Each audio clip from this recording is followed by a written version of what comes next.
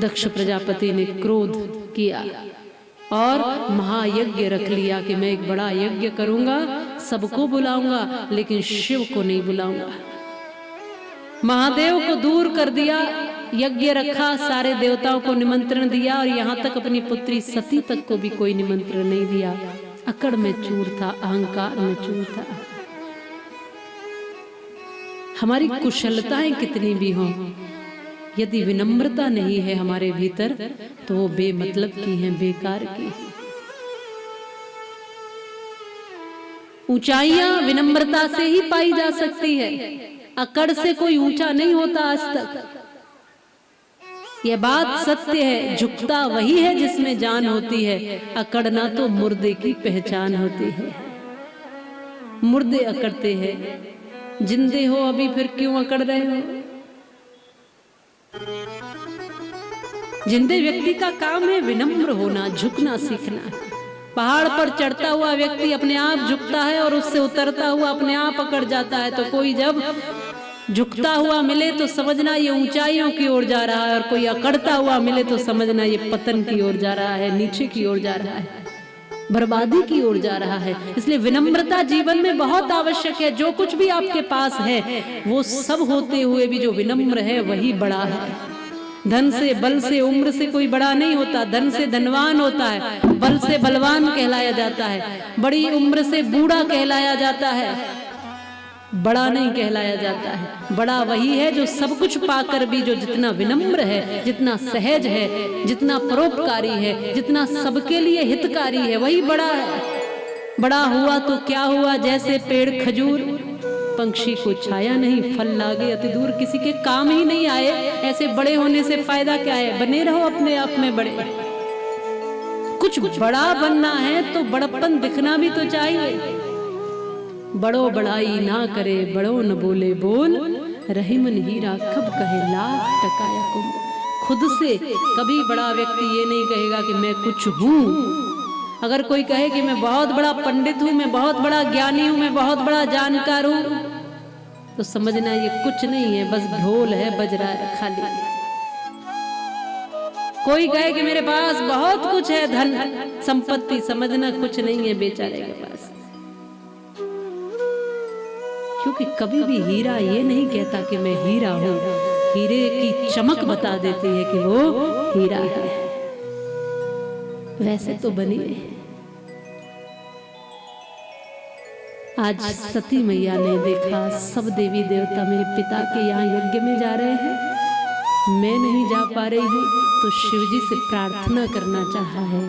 आज बोल रही है, एक बार बोल कर तो देखूं, शायद जाने के लिए कह दे, शायद खुद भी चले मेरे साथ।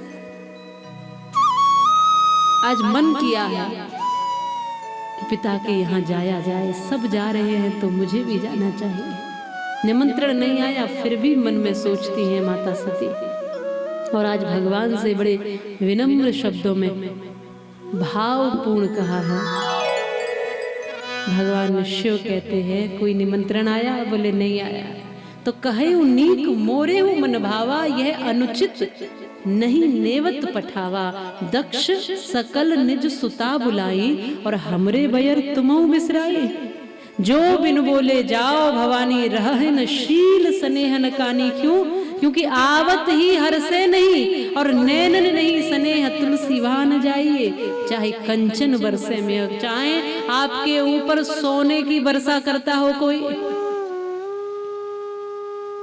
ऐसे घर में भी कदापि नहीं जाना चाहिए यदि वहां आपका सम्मान नहीं है तो। और कोई प्रेम से अपनी कुटिया में भी बुलाता है तो निसंदेह चले जाना चाहिए। तुम्हारे पिता इस समय बड़े अहंकार में है, क्रोध में है, तो तुम्हारा अपमान कर देंगे और तुम ये सहन नहीं कर पाओगी देवी सती। क्योंकि जो पीड़ा तथार भिर्न व्यतते शिली मुखे शेतेर्ति तांगे हृदय न दुयता। जो पीड़ा अपनों के कटुवचनों से होती है वो बाण के लगने से भी नहीं होती है, किसी चीज से नहीं होती। माता सती सुनती जा रही है, पर संवाद हो रहा है ये दोनों का। अब इस संवाद में ये भी कह दिया भगवान ने कि तुम किसी बंधन में नहीं हो। लेकिन सती, मैं केवल अपना विचार कह रहा हूं कि इस समय जाना उचित नहीं है। यदि फिर भी तुम्हें उचित लगता है तो तुम स्वतंत्र हो, तुम जा सकती हो। यहाँ संवाद देखिए पति पत्नी का, ये समझने का विषय है कि जब भी पति पत्नी संवाद करने बैठे तो संवाद का मतलब विवाद नहीं हो जाना चाहिए। संवाद का मतलब संवाद ही रहना चाहिए और संवाद से समाधान ही निकलना चाहिए। कुछ कहने लगे, एक ने कही दूजे ने मानी, और संत कहें दोनों ब्रह्मज्ञानी। और एक ने कही दूसरे ने नहीं मानी, तो फिर क्या होगा? कोई घटन ही होगा, मुश्किलें ही होंगी। आज यही तो है, कोई किसी की समझना नहीं चाहता। एक कहता है, दूसरा सुनता ही नहीं। या फिर आप कहोगे कि देखो मैंने जो कह दिया वही ठीक है, क्योंकि पति परमेश्वर है, जो अवतरित हुए हैं अभी अभी। मैंने जो कहा है वही ठीक है, ऐसा करिए, ये करना ही पड़ेगा। क्यों? क्योंकि तुम पत्नी हो मेरी। कई बार कई अत्याचार करेंगे, कुछ भी करेंगे, लेकिन कहेंगे कि जी हम पति हैं। तब बोलो शिव जी से क्या सीख ली? शिव जी चाहते तो कह सकते कि नहीं जाना है, लेकिन शिव जी ने कहा कि ये मेरा विचार है, ये उचित नहीं है, फिर भी तुम्हें जो उचित लगता है करिए, क्योंकि तुम बंधन में नहीं हो, तुम बाध्य नहीं हो सती, तुम स्वतंत्र हो।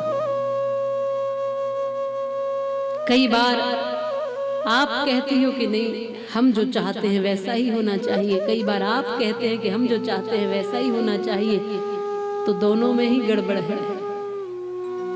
समय समय पर एक दूसरे की समझ लो, मान लो। संतुष्टो भार्या भर्ता, भर्ता भार्या तथैव च, यस्मिन्नेव कुले नित्यम कल्याणम तत्र वै ध्रुवम। कभी आप समझ जाओ और कभी आप समझ जाओ। ये बड़े छोटे का गृहस्थ में या पति पत्नी के रिश्ते में भाव नहीं चलता कि मैं बड़ा हूं या मैं बड़ी हूं, ये भाव नहीं चलता। जहां चलेगा वहां दिक्कत होगी। यहाँ समानता का भाव चलता है। जैसे गाड़ी एक है पर गाड़ी के दो पहिए अलग अलग हैं, पर पहिए अलग अलग दिख रहे हैं, पर पहिए छोटे बड़े होंगे तो गाड़ी ठीक से चलेगी।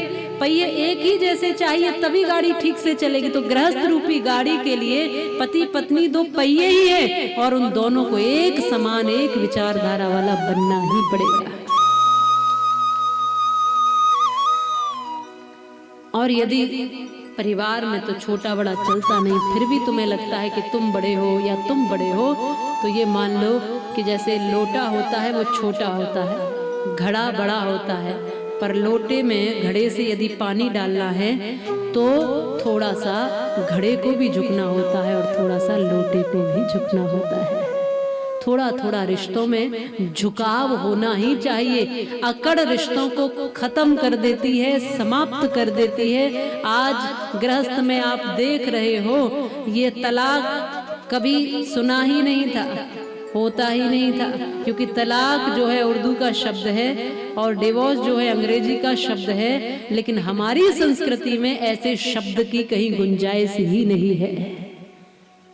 कभी कोई रिश्ता टूटता था ही नहीं। यदि होता तो कोई ना कोई मंत्र श्लोक ऐसा जरूर होता कि देखो जैसे पंडित जी विवाह बंधन बांधते हैं, फिर कभी तोड़ना पड़े तो कोई मंत्र ऐसा जरूर ऋषि मुनि बनाते ही, लेकिन वैसा कहीं कुछ बनाया नहीं। माने यहाँ वो संस्कृति है कि जो रिश्ता एक बार जुड़ जाता है वो जीवन पर्यंत जुड़ा रहता है। यहाँ टूटने की कोई गुंजाइश है ही नहीं। यहाँ जुड़ते ही लोग अपने हृदय से, स्वार्थ से नहीं जुड़ते थे लोग। आज तो विवाह भी स्वार्थ से, लेन देन से चल रहे हैं, सौदेबाजी से चल रहे हैं। आज आप वर थोड़ी देखती हो बेटी के लिए, सबसे पहले बैंक बैलेंस देखती हो, पैसा कितना है, घर क्या है, नौकरी कितनी बड़ी है, कितना बड़ा पैकेज है इस लड़के का, वो देखती हो। फिर बाकी थोड़ा बहुत पियक्कड़ भी है तो बोले कोई बात नहीं। अब तुमने देख लिया पियक्कड़ और उसके साथ बहुत सी संपत्ति देख ली तो ये सब पी जाएगा, घर भी पी जाएगा, बैंक बैलेंस भी, नौकरी भी, और यहाँ तक तुम्हारी बेटी के लिए तुमने जो जेवर बना बना के रखे सबको पी जाएगा, छोड़ेगा कुछ नहीं। फिर कहाँ सुख है? चाहते हो कि सुखी हो जाए बिटिया हमारी, सब माता पिता यही चाहते हैं। और सुख कहाँ ढूंढ रहे हैं? घर में। घर सुख देगा उसको, नौकरी सुख देगी। माना कि ये साधन जरूरी है व्यवस्थित रहने के लिए, लेकिन सबसे पहले जो जरूरी है उस पर हम ध्यान कम देते हैं और बाकी चीजों पर ध्यान ज्यादा देते हैं। बहुत बढ़िया, बहुत अमीर है तो क्या हुआ, पहले वर है, बाद में बाकी सारी चीजें। पहले ऐसे ही रिश्ते जुड़ते थे, विचार मिलते थे, मन मिलते थे, भाव मिलते थे, जैसे जैसे होते थे वर और वधू, पहले उनको मिलाया जाता था, वो होते थे जैसे, फिर बाकी सारी चीजें तो अपने आप व्यवस्थित हो जाती थी और कर ही लेते थे। व्यक्ति साधन तो कभी भी जुटा सकता है, पर आज हम नोटों की गड्डियों पर बिक जाते हैं, लोहे, ईंट, पत्थर और तमाम कागज के टुकड़ों पर लुट जाते हैं। रिश्तों की महत्वता कम हो गई, सब खोखला सा और खत्म सा हो गया।